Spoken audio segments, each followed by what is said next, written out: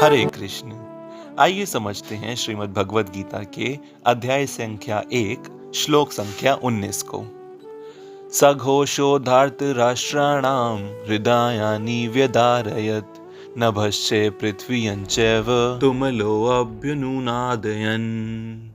अर्थात इन पांडवों द्वारा विभिन्न शंखों की ध्वनि कोलाहलपूर्ण बन गई, जो आकाश तथा पृथ्वी को शब्दायमन करती हुई धृतराष्ट्र के पुत्रों के हृदय को विदीर्ण करने लगी। देखिए, ये तो हम 14वें श्लोक से देखते आ रहे हैं कि किस प्रकार पहले दुर्योधन की सेना यानी कौरवों की सेना ने शंख बजाए और उसके उपरांत पांडवों की सेना, जिसके अंदर श्री कृष्ण भी सम्मिलित थे, उन्होंने शंख बजाए। परंतु जिस प्रकार संजय यह वर्णन धृतराष्ट्र को बता रहे हैं, उससे ये बहुत ही क्लियर है कि जब कौरवों की तरफ से शंख बजाए गए तो उसका कुछ रिजल्ट, उसका कुछ आप कह सकते हैं शंख बजने के बाद कुछ एक्शन नहीं दिखाई दिया पांडवों की तरफ से।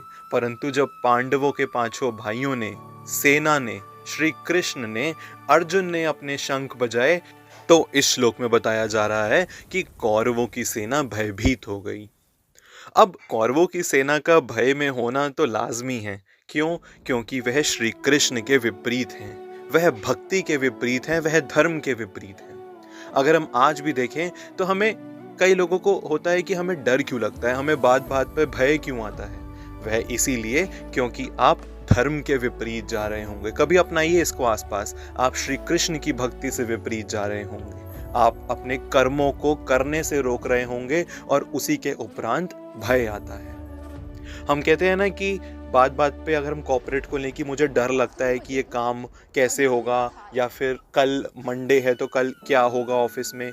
यह डर इसीलिए है क्योंकि आपने फ्राइडे को अपना कर्म नहीं किया है। यदि आप अपना कर्म करेंगे तो भय अवश्य ही नहीं आएगा। यदि आप श्री कृष्ण की भक्ति करेंगे, श्री कृष्ण की आराधना करेंगे, तो भय तो ऑटोमेटिकली वहाँ से नेग्लेक्ट ही हो जाएगा, वहाँ से ऑमिट आउट ही हो जाएगा।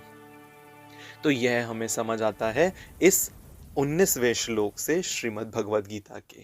मिलते हैं आपसे 20वें श्लोक में, तब तक के लिए हरे कृष्ण।